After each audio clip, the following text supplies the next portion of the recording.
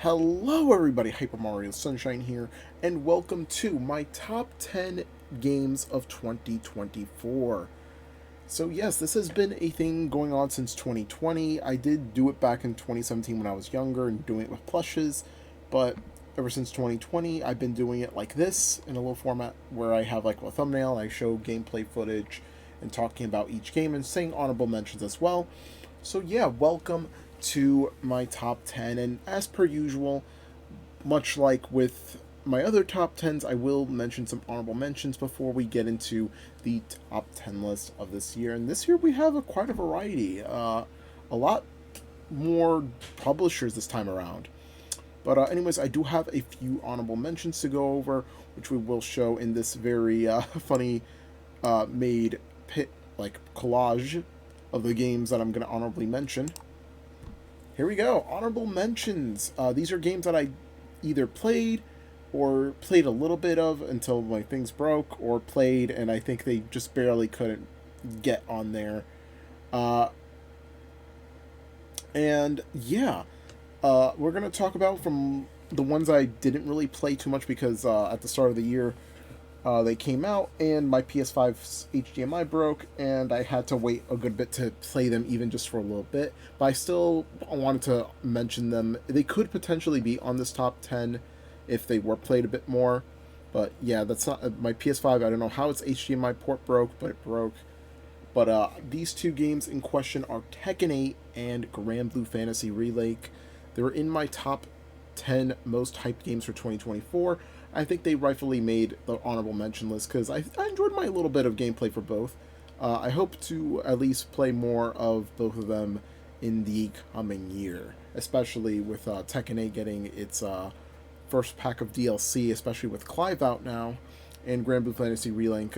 I've seen a lot of people in like small friend groups play it, and I'm really excited to get further into the game. So those are my two honorable mentions there.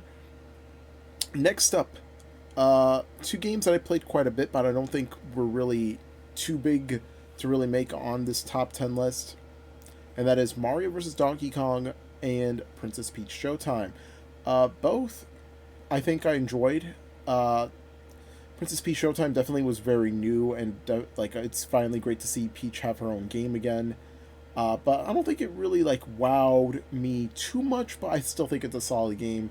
Mario vs. Donkey Kong is a pretty good remake, still overpriced, but hey, I don't mind. I think they did a really good job, and I hope that they use this as a base for future Mario vs. Donkey Kong games if they plan on continuing the series in the future. Next up, the two games that I kind of already played this year, but kind of already didn't play it recently.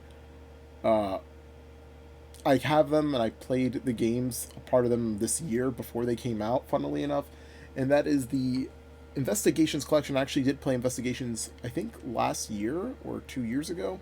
I'm going to count it anyways because I played at least one of the games, and it's good to have the collection on here.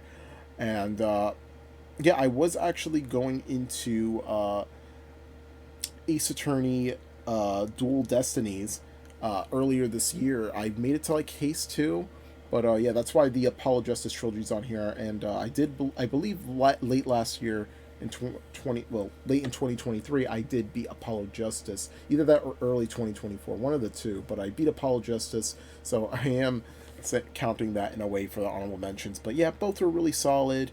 Again, if I played it more fully, like if I played Investigations 2 and I played if I fully beat Dual Destinies and then Spirit of Justice. Wait, not Spirit of Justice. Oh my God, is it called Spirit of Justice? No, that's wait, it's Justice for All and okay, wait. Yeah, I think it's called Spirit of Justice. I think. Anyways, it's the 3DS Ace Attorney games. Those would definitely be uh, probably on the list if I did do it. And lastly, Marvel's Capcom Fighting Collection. Uh, yeah, I think this one almost made the list. This one was like the closest one to making the list. The only reason why I just didn't play it as much as I hoped I would, but yeah, I did get two copies. I did get a physical and a digital one, so I'm really happy about that. And it's just really good to see that Marvel's Capcom is finally back. And yeah, I can't wait to be playing that more. Hopefully, I could get some friends or one of my cousins who was really into Marvel vs. Capcom and still is to this day. Hopefully, get to play with him. But yeah, those are my honorable mentions, and now we'll be on with the actual top 10 list. Let's get started right now with number 10. One last quick honorable mention, and that goes to Web Fishing. This game probably is my indie game of the year. I've been very much addicted to it, and I just been loving it. I wish I got to play with some friends. I've been actually using my sister's account for a little bit, but I finally made my own. Although I haven't seen my friends play it recently, it's a really fun game. I think it's. I really hope that the devs behind it keep adding more things. It reminds me a lot of Animal Crossing, as you guys can clearly see, just by how the models are and how the world is, and also because the world is basically very much inspired by Animal Crossing, but it's basically a fish-focused minigame. Basically, a huge achievement hunting takes the one aspect of Animal Crossing and multiplies it by a lot. And I really like that. I always love fishing minigames, and this is basically one of my favorite fishing minigames ever. It's definitely my indie game of year, for me personally. But yeah, that is our quick honorable mention, our indie game of the year. But yeah, so onward with the rest of the top 10. Alright, number 10 on my list is none other than Another Code Recollection. Now, when this game came out, I was wanting to get it immediately, and, well, I managed to find a copy, luckily, because these things were pretty low for some reason, and, yeah, I'm not sure how the sales went for this game, but I digress. This game, for the solid amount that I played, it's really good. I recently got into, like, you know, those point-and-click adventure games and, you know, like, puzzle solving and such with Ace Attorney a few years ago, and you guys saw my Let's Play of it, if you guys did. But Another Code Recollection is pretty good, honestly, and I really enjoyed it. I think our main character, Ashley, is a really nice character, and her adventure throughout the story, meeting the undead, and finding out how they were killed and such was pretty interesting. And also finding out what happened to her family and why they went to this mysterious island. I didn't really get the chance to play the second game. I still really need to finish the first, but I really enjoyed my time with it. And yeah, I'm really glad that Arc System Works was able to help work and give Another Code a shine in the light once more, especially since the second game, even though it was translated in English, never came to the West until finally with this remake. And I gotta say, it's really good. I love the watercolors. Again, I love the mystery gameplay and such, and I love the characters as well. I believe I finished with the second part. That's the last thing I remember, but I've really enjoyed this game for the time I was like playing with it. But yeah, Another Code Recollection is my number 10 on this list, and we will move on to our number 9, and that is... Number 9 on my list is none other than Mario Party Jamboree. Now this, when it was first announced during the Summer Direct of this year, I was there at Nintendo NY, and I was really excited. This was one of the games I was most looking forward to, and it definitely not only met expectations, but surpassed them, because this game is probably the best new Mario Party in a while. Now, obviously, you could say Superstars is as well, but Superstars was technically, you know, remaking things and having all the mini games, you know, trying to like be like an actual good interpretation of Mario Party Top 100. Now, Mario Party Jamboree, I absolutely love a lot. I think it might be like a top 3 Mario Party at this point. Although, I wish I got to play with some friends more. Most of the time when people were playing it, they're playing with other friends in them or somewhere room, and excuse me, and I never really got the chance to play with friends, and I only got to play against CPUs and also try going for 100% and collecting everything, unlocking everything, making sure that if anybody came over, like if we were to play in person locally, I would be able to, well, play. And yeah, there are a few, you know, unfortunate stuff about the game, though. Like, half of the games are motion control based. I know a lot of people are very if like 50-50 on it, and I don't mind motion control mini games, but at the same time, uh, I would have liked like a bit more of each. Like if someone wanted to go full multiplayer with motion controls, or full uh, multiplayer with the uh, regular button controls. Like if both of them had more, then it would be like a lot more balanced out. Because it feels like both. You really need to play both in order to get like a full list of mini games. Because it definitely feels a little bit lacking on both sides. Just having them together. And yeah, there's a lot of modes to go through. Mario Party is basically at its biggest ever. And yeah, the Jamboree in the title definitely means, and that's why it is number 9 on my list. And yeah, I really want to get back to this game and hopefully play it with some friends or people that come over. Definitely really want to try it out more. And also, I would say the same thing, like, I want to go back to another Code Recollection, our number 10 on the list from earlier. But anyways, moving on to Mario Party, we go on to number 8, which is coming in at number 8 is Metaphor ReFantazio. Yeah, this game was announced in 2023 at the Game Awards, and it got to win several awards in the year following. And when this game came out, I got to play a good bit just at the last minute, and yeah, I've been enjoying it so far. Unfortunately, it won't get any higher on this list because of how limited I play it. Maybe if you were to ask me down the line, how would I rank it now? If I were, like, if after I play it some more, the list might change. I'll probably also mention this later on in the list, but yeah, this game has been really fun so far. I really like the characters. I've been adoring Will, Hulkenberg, Lewis, etc. I think overall, the game's amazing. This is my first time playing a game like this from Atlas, and yeah, this isn't the only game from Atlas on this list. Don't think it's the only one there for a second, but yeah, this is my first game from Atlas, aside from the other one that's later on in this list. But yeah, overall, really good. I love the music, I love the characters, and I also see a lot of my friends playing, so hopefully the more I play into it, I could get hooked in and I could talk about it with them finally. Because they're always talking about how amazing it is, and I really want to finally get into those talks too. So, yeah, number 8 on this list is Metaphor ReFantazio. And yeah, next up is number 7, which is coming in at number 7, a game that I have been playing quite a bit and getting addicted to, and already leveling up like crazy in this game, but that is none other than Marvel Rivals. So yeah, I gotta quickly explain.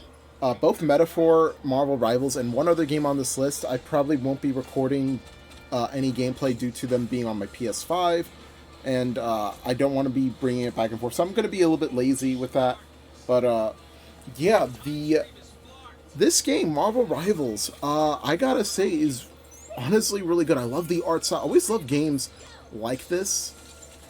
I feel like in terms of the hero shooter thing, it's been getting kind of stale, but I feel like this gave a whole new fresh breath of life into the genre. I know a lot of people were sick and tired of this genre, especially since like Overwatch, you know, the whole everybody loved Overwatch, and Overwatch 2 was basically the only one people still really played.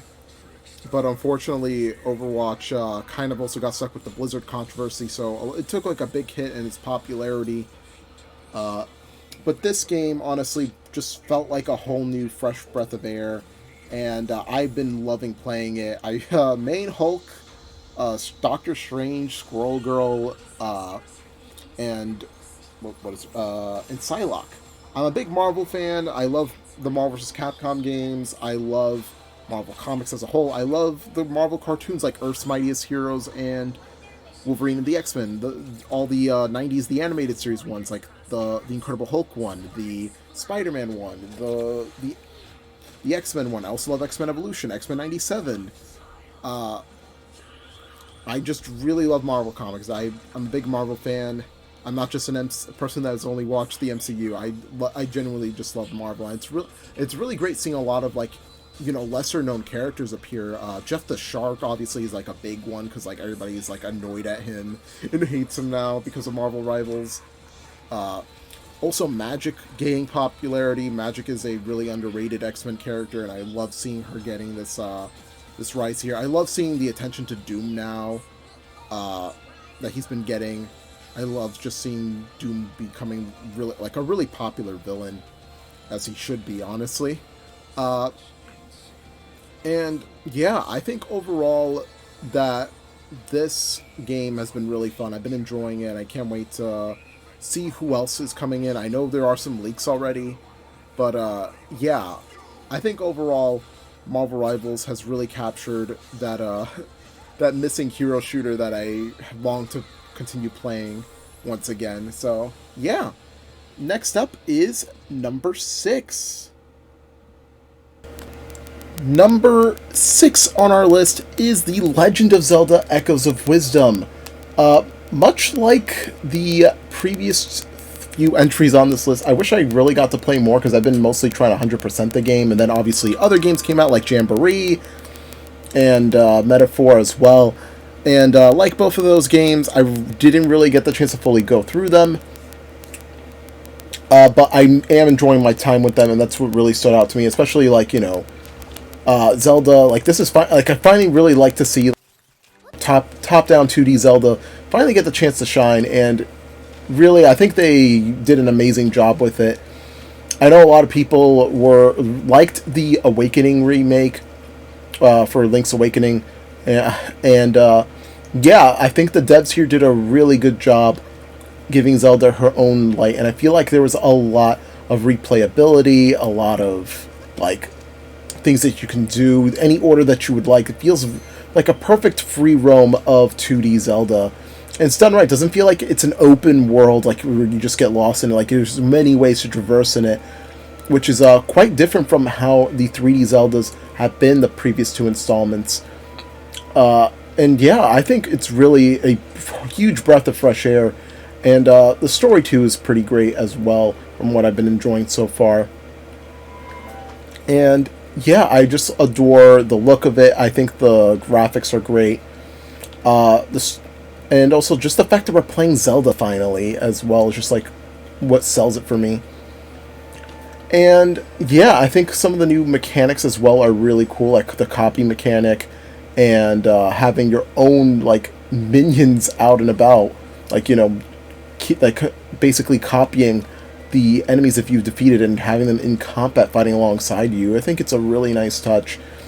And yeah, I think this is a really good game. And much like everything else on this list, I do want to get back to it. Again, I will mention this quite a bit throughout the list, and I probably mentioned it already, that yeah, backlog issue is definitely real, and I hope that to at least resolve some of it. But yeah, Zelda Echoes of Wisdom is my number 6. And up next on our number 5, almost halfway through the list, is... Yep, number 5 on our list, and it isn't the only... And you guys thought that Metaphor was the only Atlas game on this list? Nope. It is actually higher on this list because I really like the RPG genre, but it is none other than Unicorn Overlord. Now, as a big fan of Fire Emblem and just a really, I just really like SRPGs in general, I think Unicorn Overlord was really good. I like the cast. Elaine is a really good lead. Scarlet, main love interest, I just love her design. All these side characters as well, and there's multiple different kinds of people with different backgrounds, and I feel like and also there's some characters later on. I haven't fully gone through the game, but I've gone through half of it. But there are some characters in the game that have different races and whatnot. That's something we kind of see from Fire Emblem, like with the Lagoos and dragons, like Manakitties and such. But we haven't really properly gotten one in a bit, especially with Engage. We only have Aleer, but she can't really transform into a dragon, and yeah, other than that, everybody else is mostly human. I guess Zephyr as well for Engage, but Three Houses didn't have that. The last one we really had was, and also Shadows of Valentia did not have that at all. But Fates was the last one that really had that, and I really appreciate the multiple different kinds of races that we've see in this. I really like the gameplay as a whole. Just the RPG genre is just really good. And I think the team behind this game really killed it. And I was kind of sad that it didn't win the Best Strategy Game at the Game Awards. I think it really deserved it. Especially a lot of people were talking about it too. I think this game's really great. But yeah, I think the game is just overall amazing. Again, I really like the artwork for it. I love the music. I love the story. And yeah, I think overall this was probably one of my favorite RPGs of the year. I highly recommend trying it out. I will probably get back to this whenever I can. Again, backlog. But yeah, I think that's all I really want to say about Unicorn Overlord. I think it's a really good game. And really felt that Fire Emblem like taste that I wanted again. And yeah, this game definitely delivered on multiple ends, and it made me really want to well play more Fire Emblem games, more SRPGs, Advance Wars, Final Fantasy Tactics, etc. Yeah, just like I just love the art style for this game. I love the characters. I love the world, and also, again, I love SRPG gameplay. I think it's definitely a pretty underrated thing. I think more people should try out SRPGs as a whole. I know whenever games like these come up, a lot of people just like are like, eh. But like, you know, I love this, and I think they did a really good job. So yeah, moving on to number 4. Yep, coming in at number 4 is Rivals of Aether. Yeah, this game, I was putting it really high up on my expectations list, and most hyped list of 2024. And yeah, I gotta say, I've been really enjoying this game. I want to get to play it more. I am actually going to Let's Make Big Moves to enter into it. But yeah, I've been really enjoying it thus far, and I don't know why my controller's not working. My keyboard is, though.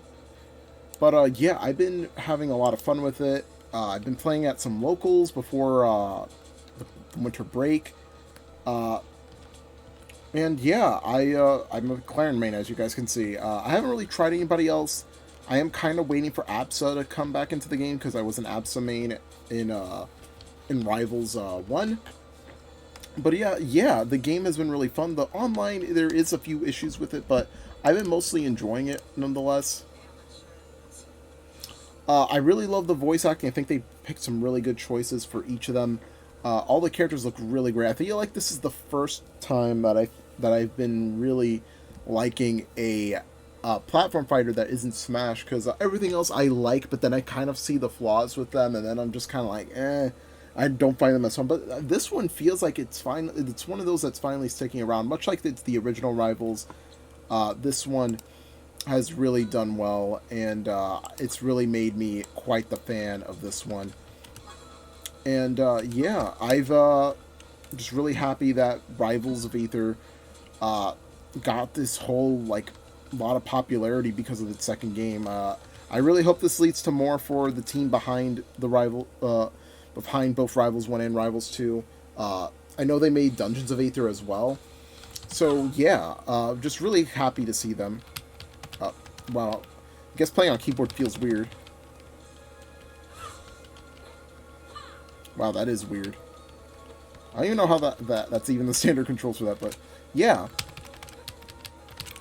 So yeah, that is Rivals of Aether. It is my number 4 entry on this list, and yeah, overall really fun. I've been enjoying it quite a bit, and it's the one platform fighter I feel is like finally, like, you know, not one to be disappointed of in a few weeks and such. So yeah, but now let's move on to number 3, and it's kind of a shocker that it's that is this, but I think it's deserving, and it won a huge award recently.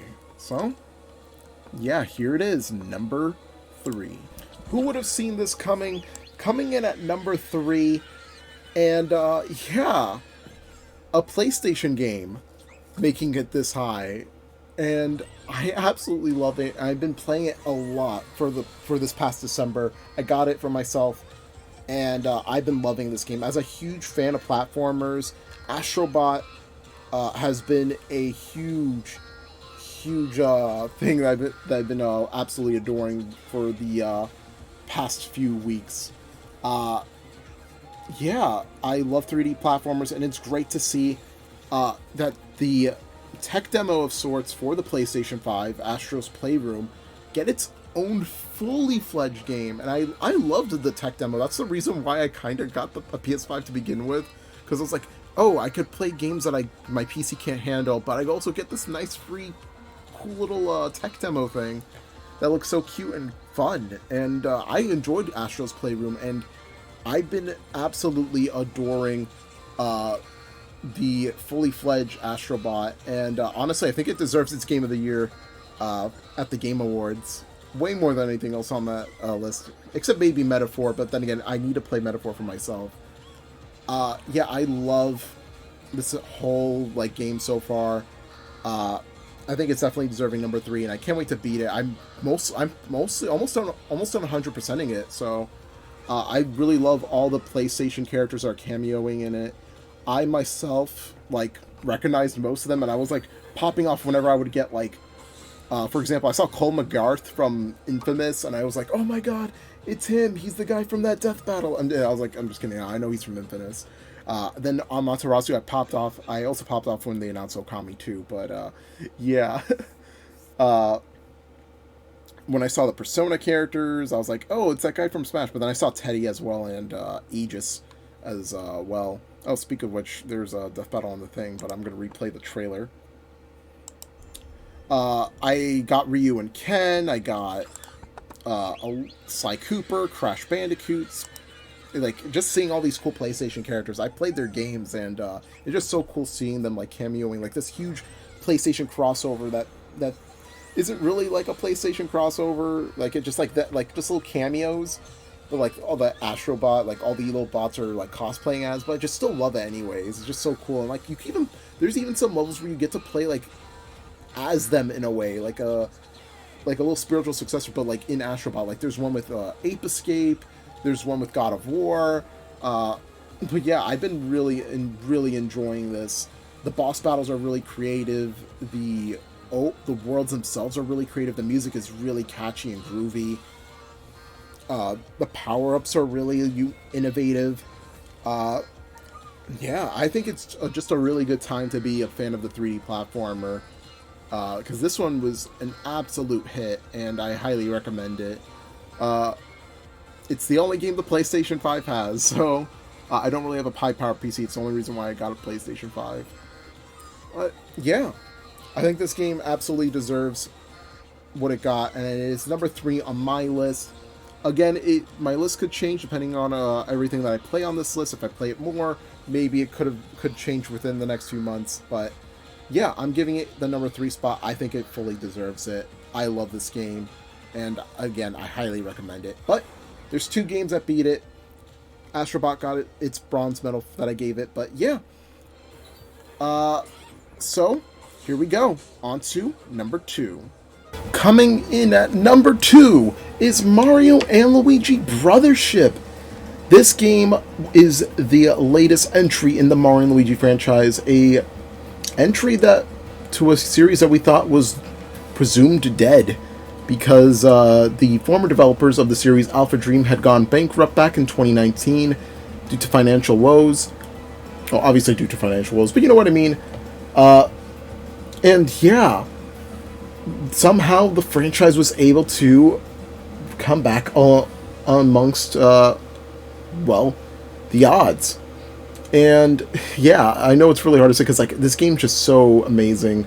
It has a slow start, but I will say that it is very good, amazing. Now, yeah, the game was announced in June of this year. I was there. If you guys saw my reaction, I went ballistic.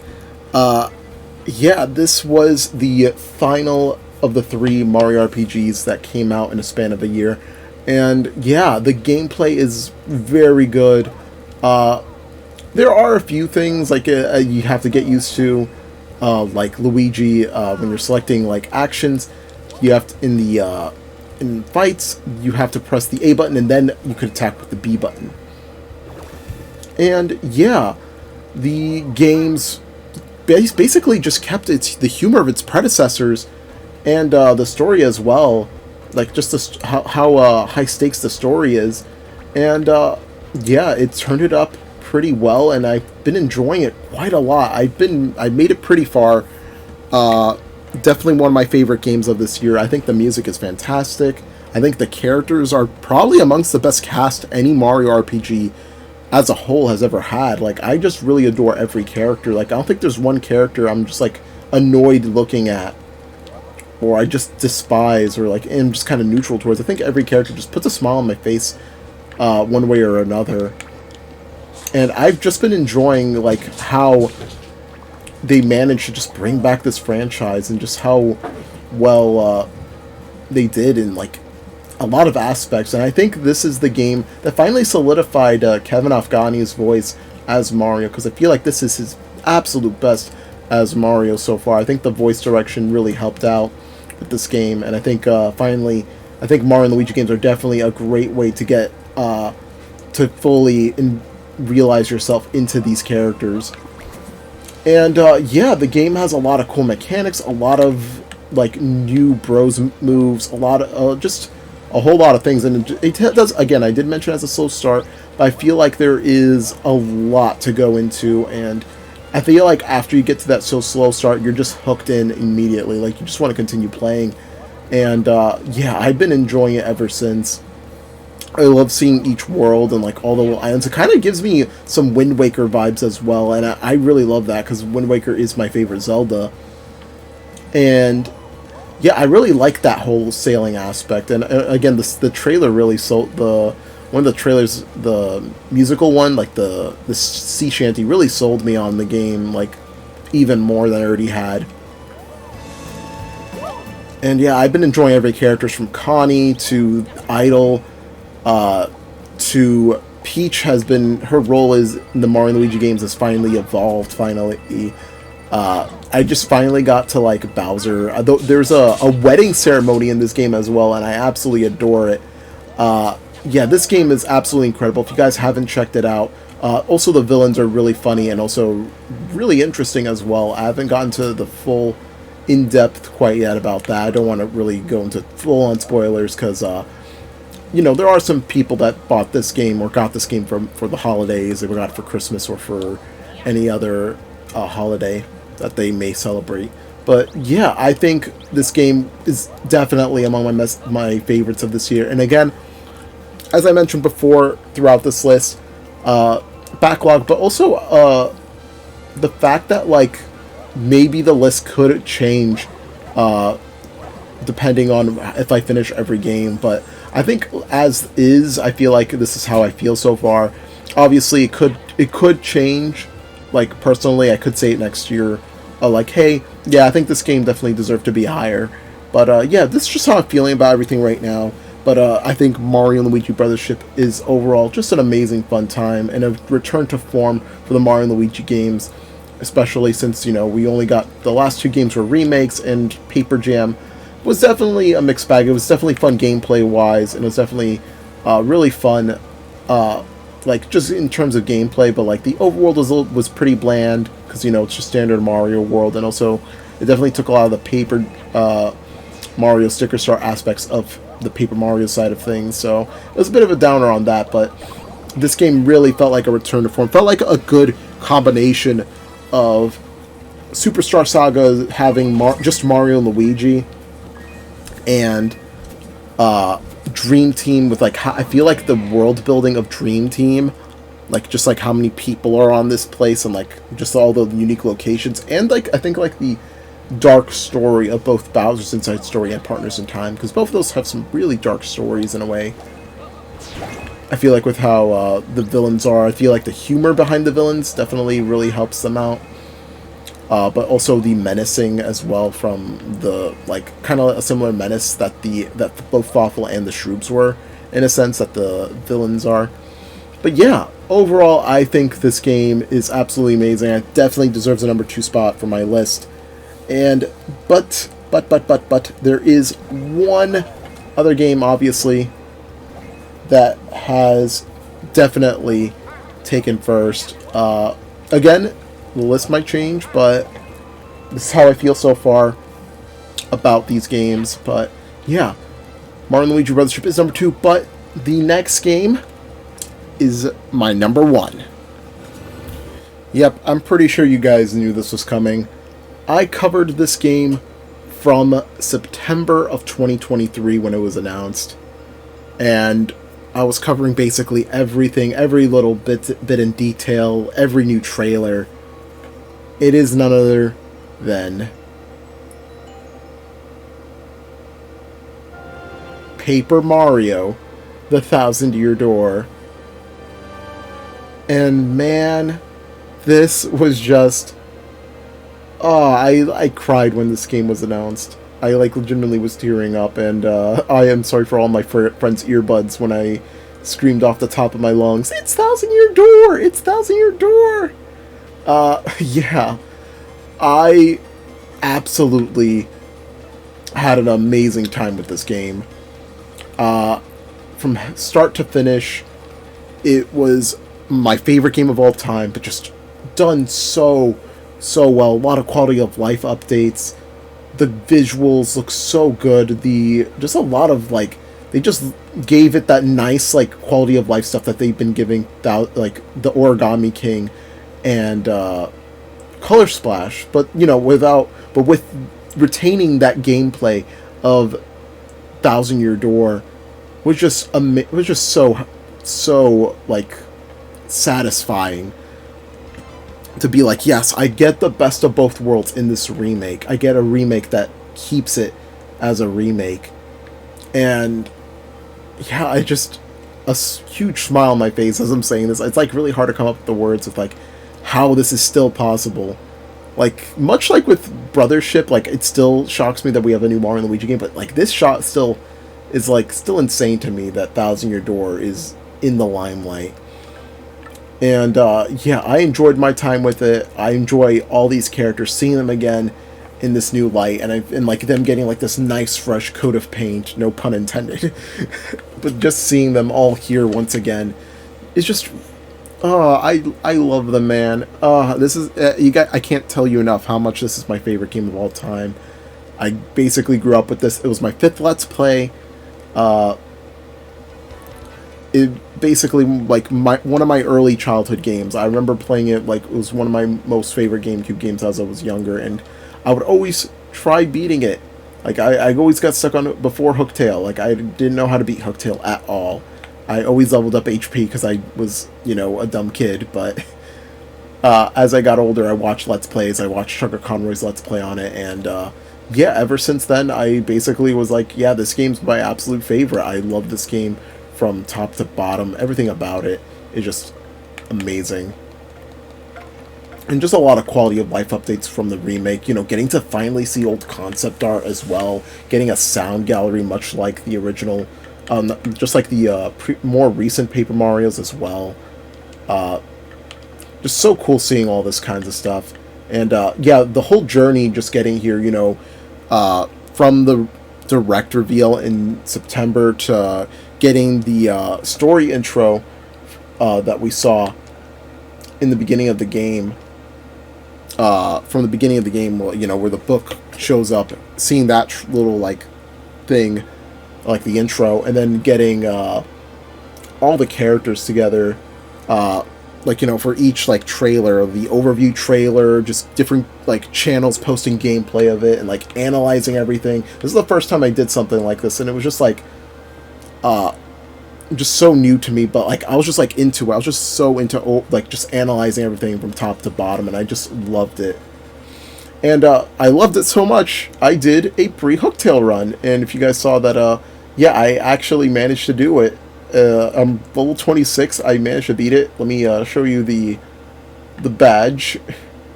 Obviously, I did retry, like, when I finally got to Bone Tail, like, I was retrying every time I died, because, they gave that an option, but I'm going to try again, potentially down the line, to do like, a less death run.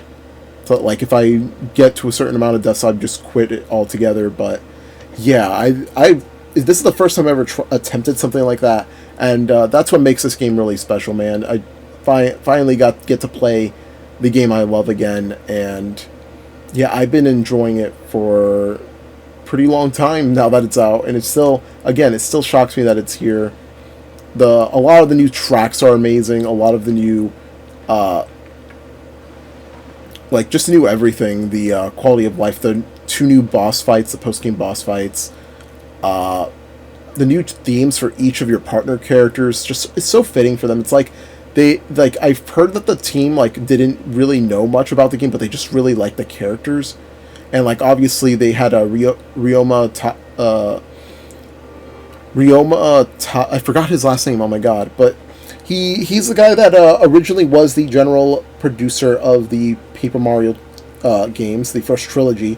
He left afterwards, but was still working in Intelligent Systems. He was working on the Fire Emblem Cipher for a time being, and yeah, he eventually, after the cipher ended, I'm guessing he likely went on to help make the Thousand Year Door remake. And yeah, I think overall this was my game of the year. I know, a remake getting game of the year, it's just like, how did that happen? But yeah, I think it honestly deserved it. I think just like how much personally it meant to me, like, its announcement to me analyzing everything, it has like it was practically involved with the biggest boom period of my channel as well, and I'm really happy about that. And yeah, just to show you how broken I am, I already have the bump attack, just one-shotting everything because I'm over-leveled as hell because of the hooktail stuff. But yeah, that is it for our list. It was an amazing year of gaming, a lot of good games, and yeah, that was it from top to bottom. Thank you all so much for watching. 2024 was a very fun year in gaming, a lot of great games, and yeah, hopefully I get to finish some of them this time around in 2025. I also get to go back and finish the ones that are on this list in 2024. I go through some of it, but then another game comes out, and I never really get the chance to finish them, but hopefully next year I'll have the games on this list finished, and I'll also have the games on my next list finished for once, because hopefully I'll be able to do it, but we'll see. So, love my videos, hit the like button, make sure to subscribe to my channel, appreciate it, and goodbye 2024, and hello 2025. See you guys then.